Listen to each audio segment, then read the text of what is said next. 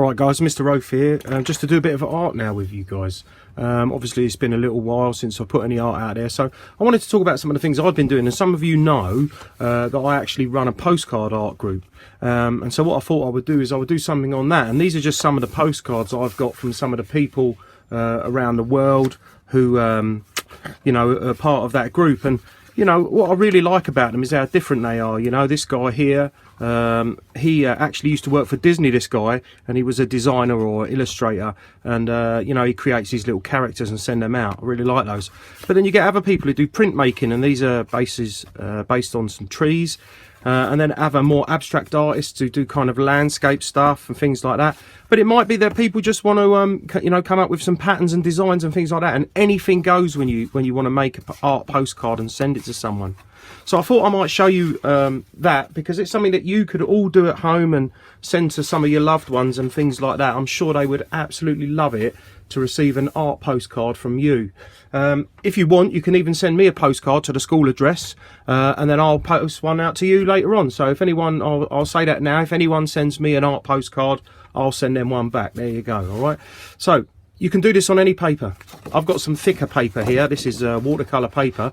But if all you've got is printer paper, that's fine as well. All you will need to do is, once you've done your image, you need to cut it out to the right size, and then maybe just, you know, glue it to a piece of cardboard. Or you could just do your piece of artwork on a piece of cardboard. It doesn't have to be on a white piece of paper like this. An A4 piece of paper, handily, if you make it into quarters, will make 4 postcards. So you could just fold it and do it that way. I tend to mark mine out. But what I'm going to do today is just one. Now, because I like watercolor painting, I find it easier to stick my postcard down on a board like this. So I thought I'd just share that with you. So I've got my one postcard here. I've got my paints and my brushes, and because I'm watercoloring, I like to use a bit of tape just to stick this down on this side. Okay, 2 reasons really, because the watercolor will make the paper bubble slightly, but also I really like it when I take that off and I've got that nice clean edge. Now, I like painting landscapes, don't I? And I know that some of you have seen some of the things I've done, but you could do anything here. You could do a pattern, you could do some printmaking like we've talked about, you could do some logos, you could draw anything you like whatsoever. All I know is that if you do something for someone and you send it through the post, they will love it. Okay, so I'm going to just do a very quick watercolor landscape here to show you guys. So I'll turn this around so you can see exactly what I'm doing. Just using some of these watercolors, and I'm sure that some of you have got something like this at home, and if not, you know, you can still get these things online. It's not too hard to get hold of them, or if you have again, if you ring the school or send me an email, I can make sure that some of these art materials could even come out to you guys, you know, who may be having some deliveries at the moment. All right, so yeah, let's do a little watercolor sky. I'm going to use a bit of this Payne's grey. So I've done my blue there. Now obviously how and where you do your work's up to you. I'm in my shed at the moment just because it's the quietest place for me to record these things, but you might just do this in your bedroom or a kitchen table or whatever, and like I say, whatever you do is completely and utterly up to you. I'm just putting in some horizon down here. There's a bit of red. I don't know if you've noticed, but as the sky, you know, as it gets further away, sometimes there is a bit of a red tint in there, and then as that blue dries, I might go back in and put a bit more blue in like this. And as I say, this is just what I'm interested in. You might be interested in characters or drawing logos or something like that. Whatever you want to do is absolutely fine. Because I'm doing watercolor, sometimes I do have to wait a moment just for things to dry. I can use a tissue or something like that, but at the moment I'm just going to put this in nice and quick so you can see. And a bit of yellow ochre, that often comes down here. And the other thing about these is that they don't have to be, you know, really lengthy things. You could do them quite quickly and send out more than one if you like. I often do 4 at once. You know, I might stick this down onto the board with the tape and then do 4 postcards at once to send out to people. Okay, so anyway, yeah, I've got my yellow in here now, and I'm going to just make up a little green.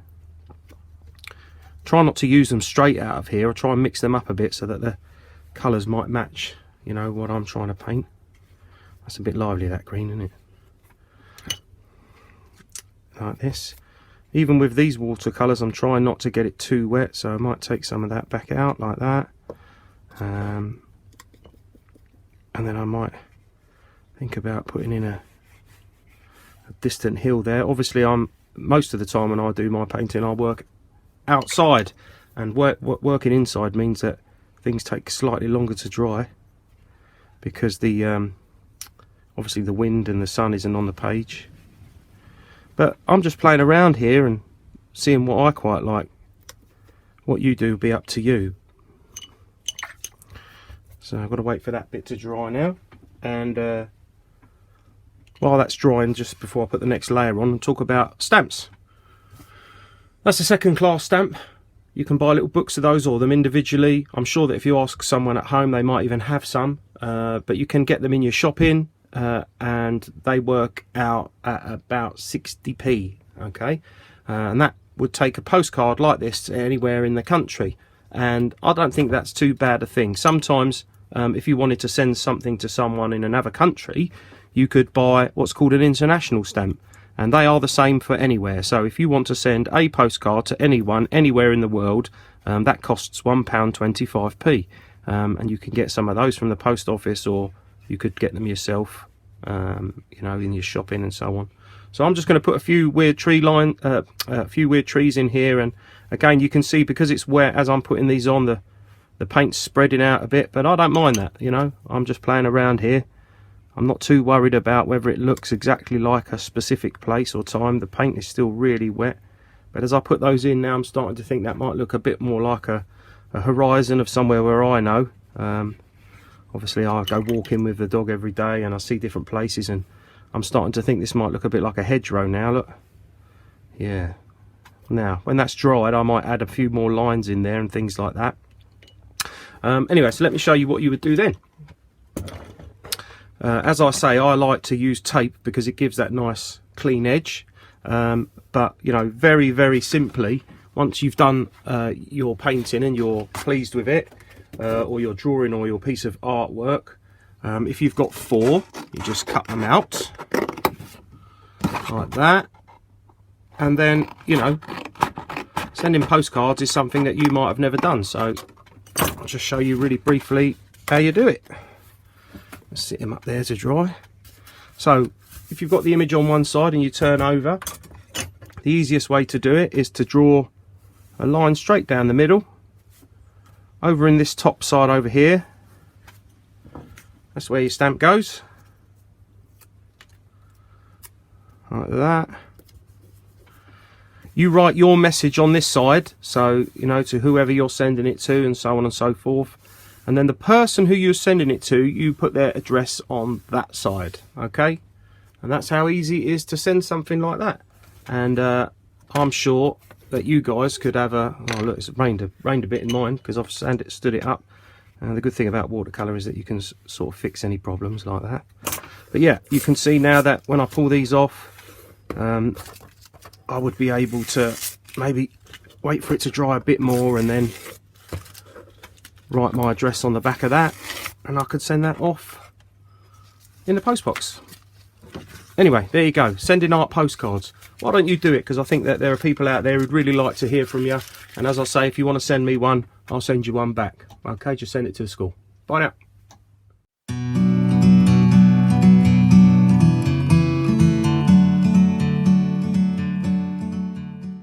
Hi lads, Mr. Roderick here, coming at you from my kitchen. Hope you're all doing alright out there and everything's going alright. By now hopefully you've seen my video on pasta making. Mr. Brown, that challenge is out there to you. I need to see you taking it up in a few weeks time, please, no hanging around. Now, what I thought I'd do this afternoon is a real simple recipe for all you guys out there. Something really easy, anyone can do this. Again, a bit like the pasta recipe, anyone can do this. And to make it even easier, you can do it just using a mug, a bowl and a fork pretty much, okay? It's going to be for flour tortillas, flatbreads, wraps if you like, okay? I'm going to make some of those today and show you how you can do it, and they can be used for all sorts of different things. You can fill them up with cheese and chicken and whatever you like. Tonight I'm going to use them for a chilli that I've made, but whatever you want to use them for, really good, simple recipe. So, I've got my mug. All I'm going to do is I'm going to fill that mug up with flour, okay? This is just regular plain flour, okay? Now if you've got a bag of flour, damn sight easier than doing it this way, but this is what we got, so we're making do, right? So, 1 mug of flour, in that goes. Okay.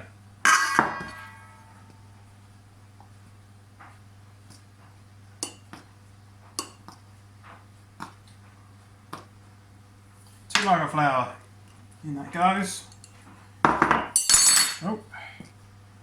And there we go, 1 last mug of flour. So 3 mugs of flour, okay? And you can use any size cup you got. All it does is just changes the amount that you get at the end of it, okay? If you just got a little teacup, you can do that. You obviously make a few less. I'm trying to make one enough for my big family for it, and we all love these, so they're going to get eaten up tonight, okay? What I'm going to do then is I'm going to take some salt. I'm just going to measure out about a teaspoon. Now, I'm not one for measuring too closely, so that'll do. That's about a teaspoonful. And I'm going to mix that in with my fork, okay? And you can see now that all I'm going to do is I'm going to make a little well to the edges, okay?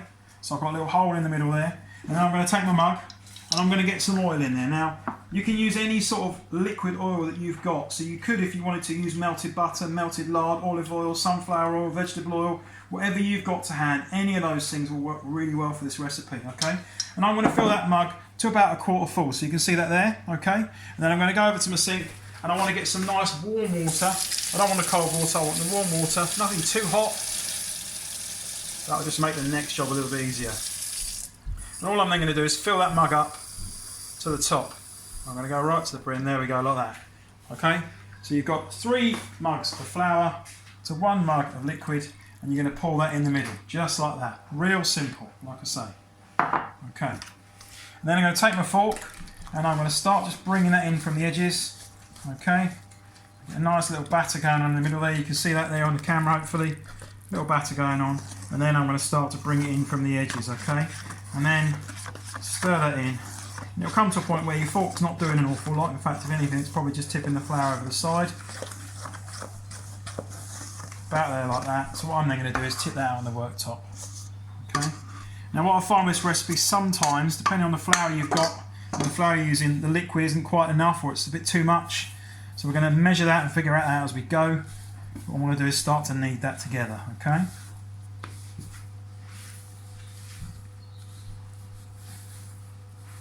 What I want to try and do is incorporate as much of that flour as I can. So I'm just going to bring it all back into the middle, knead it in again.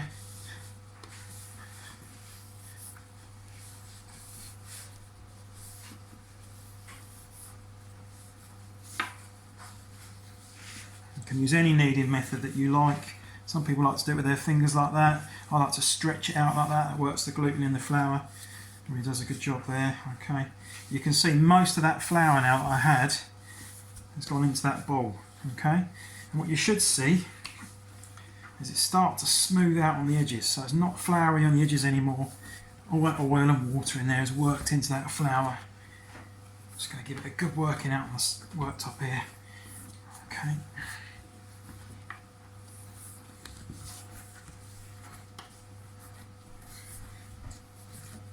And then I'm just going to wrap that up in cling film. And I'm going to put that in the fridge for an hour, okay? And I'll come back in a minute and I'll show you what to do with it next. Lovely. Okay, let's welcome back to my kitchen then. So I've got this one that I did a bit earlier on. And I'm going to show you how to do this. So we've wrapped it up in cling film. It's been in the fridge. Anything from half an hour to an hour will do the job. An hour's better, but half an hour will do the job. Okay, and you can see there now, it's got a nice shiny edge to it. So it's where the oil started to work its way to the outside a little bit. Okay. What I'm going to do is I'm going to try and turn this into about 8 nice flour tortillas. So what I'm going to do, take a knife, cut it in half again, in half again, half again, half again, half again. So I've got 8 bits like that. Okay? Now, if you've got one of these nice flour shakers, brilliant. If not, you can use the old flick your hand method that I showed you on the pasta. So you can do that if you want to, that works just as well. I find the flour shakers a little bit easier. Okay? Put the ones I'm not working with out of the way, and I'm going to roll this into a ball. So I'm going to take this first one, I'm into a little ball, okay, and then what I'm going to do, pat that flat down on the worktop. Now I'm not the best at this rolling out malarkey, it's all a bit too fiddly for me. Frankly, I just want to get it cooked and done and in the gob. So I'm going to roll it out now with my rolling pin, and again, like with the pasta, if you haven't got a rolling pin, a roller cling film will do the same job. Okay. I want to roll this out really, really, really thin. Okay.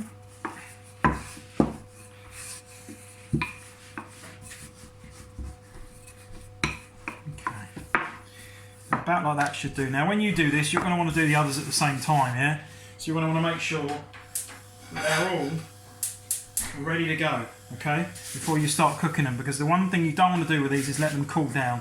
When they cool down, they go a bit brittle, a bit crispy. If you want that, that's great. Typically for the job we're going to use them for, that's not what you want at all. Now there are ways you can do that. The simplest way is to get yourself a clean tea towel and to make it nice and wet. You're going to wring it out, and then when they're cooked, as they come off the cooker, literally onto a plate, cover them with a tea towel and keep them reasonably warm somewhere, perhaps just above the oven on the worktop, somewhere like that, okay? Now you can see I've got a pan heating on the hob here, which is nearly ready to go. And what I want is this screaming hot. I want to be able to see, almost see the steam coming off of it before I even start cooking on it, okay? If it's not really hot, it's not going to do the job quite right, so I'm just going to wait just for a second there, and we'll be back in a sec.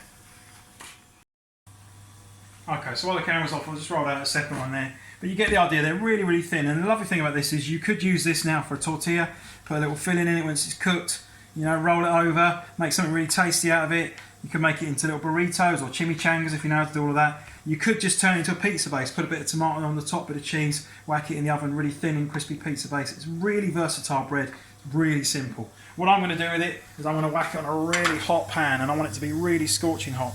Now if you're doing this at home, you need to make sure that you've got your parents around, an adult around, someone there just supervising, make sure you're safe, okay? What I don't want to hear about is people burn themselves because they've been using these scorched hot pans and they've not been doing it safely. So be aware of that, please, guys, alright? What you will see is it start to bubble up, okay? So if you look really closely, you can see that starting to bubble. It's where the heat's really getting into that bread now, and it's starting to almost burn on the other side. And if I lift that up, it's just starting to crisp off on the other side there. So I'm just going to give it just a second or two more, and I'm going to flip it over. Okay. Okay, so you can see that looks not too dissimilar to one of your tortillas you might buy in the shops. Now be really careful with your tea towel, as wet as it is. It could still catch fire, so be careful you don't put that on the hob. Alright. I'm just going to let that cook a little bit longer. Keep an eye on the bottom. What we're then looking for is just any bits that aren't quite cooked. So if you can see just on this edge here, can you see, I don't know if you can make it out on the camera, that little tiny bit there, that little bit of dough just there, is a slightly different colour, which tells me it's not quite cooked. Okay, so I'm just going to turn that around and try and put that in contact with the pan.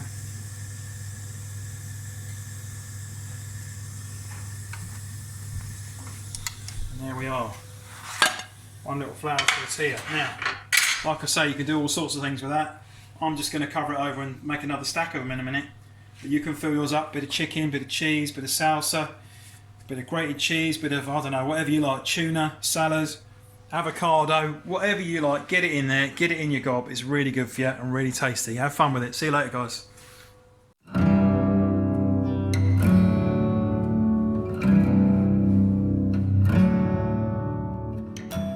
Right lads, Mr. Rofe here, back out in his shed, and going to do a little bit of wood carving today. And I thought what I might do is I might show you, you know, just how to make some simple pegs. I was looking at the news there today, and I know that some guys might not be able to kind of go on their holidays so much. So one of the things that you might be doing is a bit more camping and stuff like that.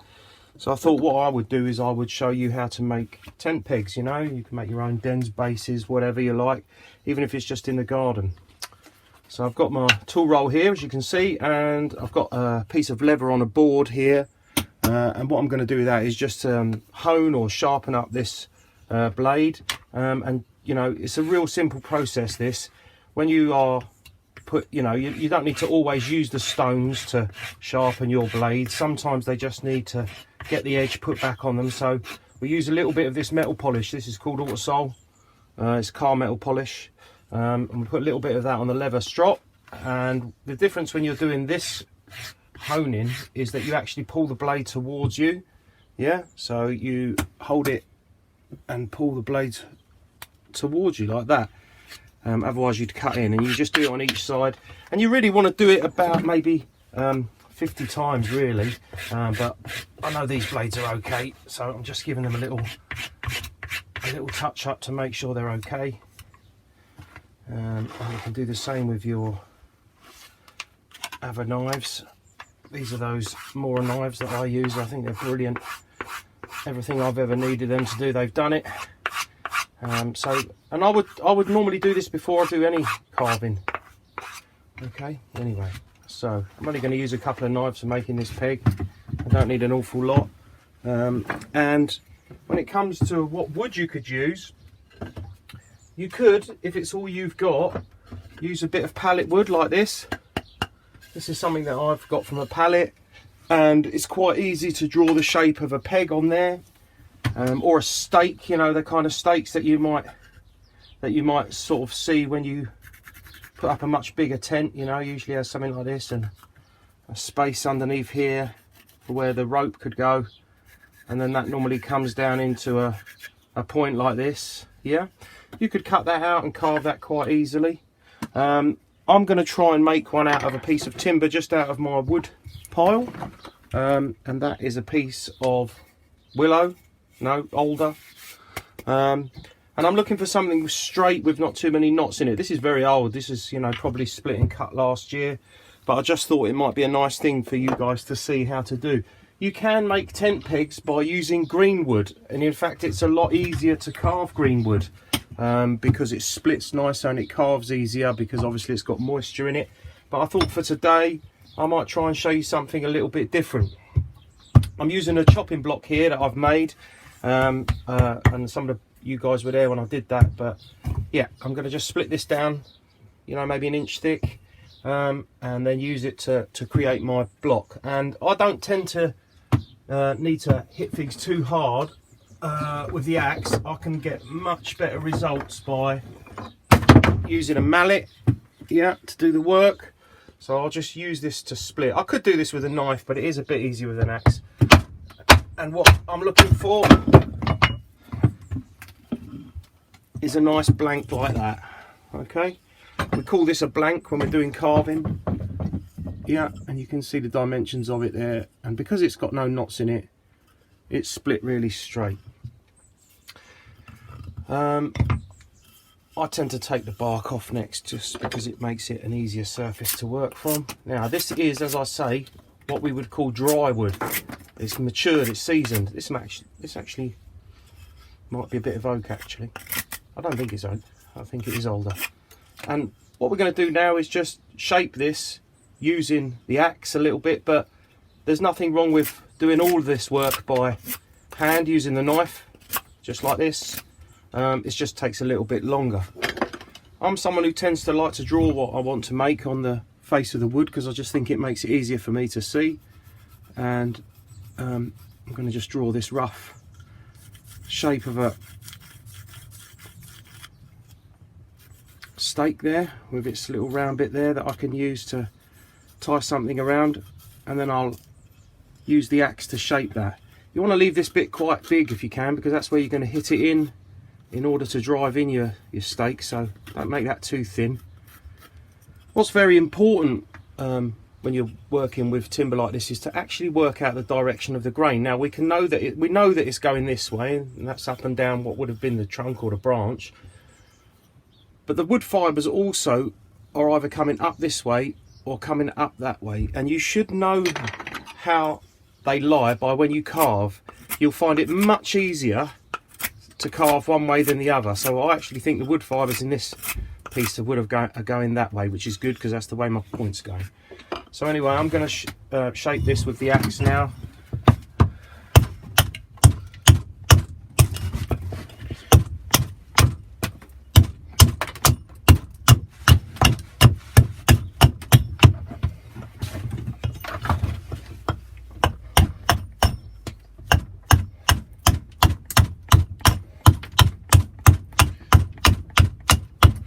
And all I'm doing is paring away down to this line. You can see that. Like I said, this is a piece of dry deadwood, so it's much tougher than normal. You know, if this was green wood, this would split out really nicely, but I think sometimes it's good to challenge yourself with dry wood, and you can do the same when you're making your spoons, you know. Have a go at carving with dead wood too. And you know, the beauty of dead wood carving is that you don't have to wait for it to dry afterwards, and you can sand it if you want to straight away. And it's also much less likely to split, you know, because obviously it's compacted and the fibres have pulled together much more closely. So look, I've taken that down to a taper there. That's obviously the bit that you would drive into the ground. And now what I've got to do is take out this little notch here. Now I can do some of that work with an axe, just being a bit careful about not splitting the wood out too much.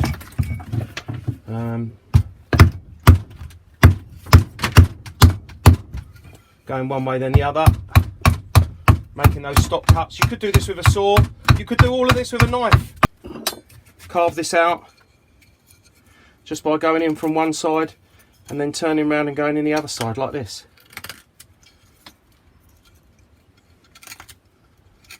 You know, and it would take a little bit longer. I mean, it's what I'm going to end up doing anyway, but I'll just do a little bit more with this, I think.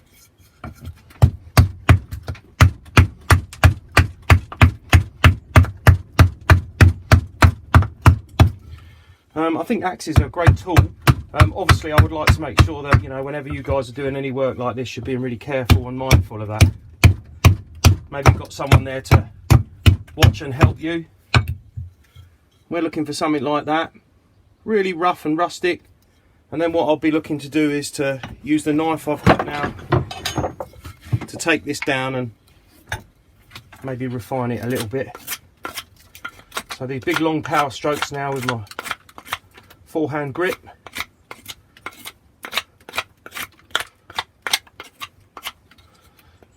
Taking those edges off, any splinters, making it something which is a bit more functional. And of course we think, don't we, you know, tent pegs are metal and stuff like that, but for thousands of years pegs like this would have been used and still are used. You know, if you see these when you go to a village fete or something like that and you've got big marquee up, they tend to use bigger stakes like this, and they're very often still made out of wood because they seem to be the most effective. You know, a big surface area there, as that's driven into the ground, is going to certainly be far more stable than a small little peg. And the other thing is that if you're anything like me, when you go camping, you're always losing those. You know, the amount of times I've lost pegs is unbelievable. I've probably left more in campsites than I've ever owned. So yeah, I'm looking for something like that now with a bit more shape and taper to it. And then you can go into these areas and take all those hard edges off like this,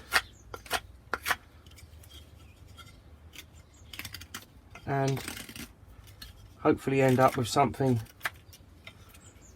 you know, a cross between a stake and a peg really, but it would certainly do the job. 3 or 4 of these to hold up the guy lines would be a really great thing to knock up yourself.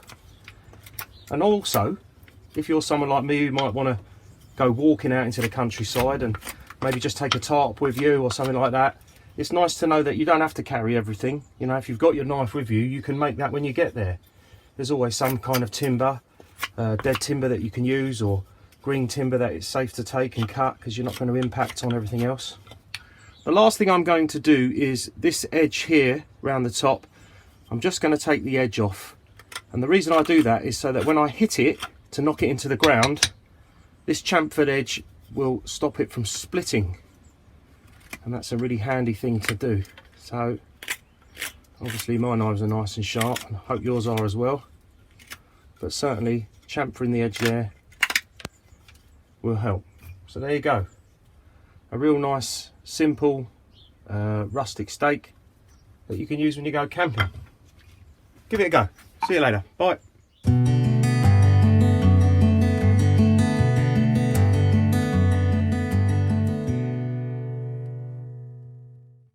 Hello lads, Mr. Roderick here, coming at you from a greenhouse. I'm just going to do a little thing on sowing some seeds today. I know a few of you have done this with me before, but this is an opportunity here for you guys just to get a quick reminder and have a go at it yourselves. This stage of the year, you should be sowing anything you've got now: tomatoes, beans, pumpkins, squashes, all those sorts of things, sweet corn, all that can now start to be sown outside. Okay, so if you're growing stuff in your garden, you've got space you dug over earlier in the year, get them out, get them in the ground. They are going to grow, okay, especially with this warm weather we got due for this week. Okay, by the time you see this video, you need to be getting on it as quick as you can. All right, now what I'm going to do today is just do some sowing in seed trays, and I like to use these seed trays at home. These ones here are for later cropping. Okay, And so what I'm looking for is something that's going to crop as my onions and garlic and that come out. It's going to create some space. These are going to be my winter crops going through into next spring. Okay, so what you can see is I overfilled these seed trays. Okay, and I'm making do with what I've got. If we were doing this at school, we might do it slightly differently, but I've got these modular seed trays here that I think some old flowers came out of. I like these, they're really good. Okay, I overfilled them, and you can see then I'll just squash that soil down a little bit. Okay, now I'm going to sow some purple sprouting broccoli. Looks like that. Okay, and if you look on the back of the seed packet, it tells you what to do. So you're looking at April to May sowing. You're going to plant it out later on in June maybe, and then harvest the following year. In fact, I'm going to try and hold on to it until July and plant it out in July for harvesting late in the spring next year. Okay, so I've got this seed tray prepared, and all I'm going to do, I'm going to be really careful, really frugal with these seeds. I'm going to try and save them. I'm going to put 2 seeds in each cell. Okay, if I can get this open. There we go. And you can see they're not particularly big seeds, but they are big enough that you could pick up 1 or 2 at a time. So I'm going to pick up 2 for each cell. So what I'm actually sowing here is 12 of these purple sprouting broccoli, and I'm going to try and spread them out a little bit. I don't want them growing too close together. I would like them at a similar depth if I can, but obviously I've had to squash it down with my fingers. It's not perfect, but they'll make do, you know. Things want to grow, so if you give them half a chance, they will. So there we go, there's my 12 purple sprouting broccoli seeds. Carefully put the rest of the seed back in the packet. Pop that away. Okay. And then all I'm going to do, I'm going to take one of these little sieves. I'm going to sieve over the top. Now if you haven't got a little sieve, all you need is the finest of the compost that you can find. You're literally just going to tip that over the top, okay? Just the finest of the compost. I've got a little sieve, so I'm going to use it. And all I want to do is just cover those seeds so I can't see them anymore. I don't need them to be particularly deep. Nice thing about these brassicas is you can plant them a bit deeper and they won't mind it.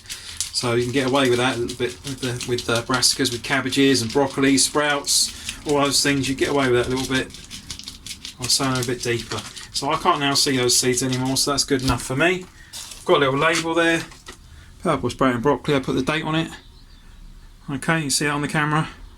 Okay, I'm just going to pop that in there, and I always go front left, so that'll be the front of the tray when I put it on the shelf.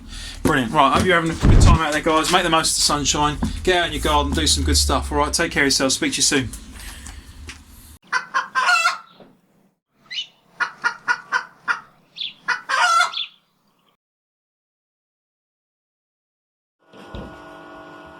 Okay guys, Mr. Rofe here. I just wanted to show you, it's very hard to see, but that tiny black dot there in the middle of the screen on that egg is actually just where the chicken side has started to pip, and what that means is started to break through the shell. I'm just seeing if I can get it in focus, and it won't be long, hopefully, before we get something come out of there. It's day 20 today, they're actually due out tomorrow, but we're hoping that this first one is just starting to hatch, and we'll try and record it as we go. Alright guys, come on little chick, come on little chick, come on little chick. There you go. Alright, so here we can see our first chicks hatched out. I know it's a bit misty in there, but you can just see it there. If I back up a little bit and you can see him. I just don't think we can get much more newer than that. Here he is, hatched out, and he seems okay. So obviously he's exhausted now, having got out of the egg, so he'll take a little while to dry off and fluff up, and if we tap him we can say hello. There he is.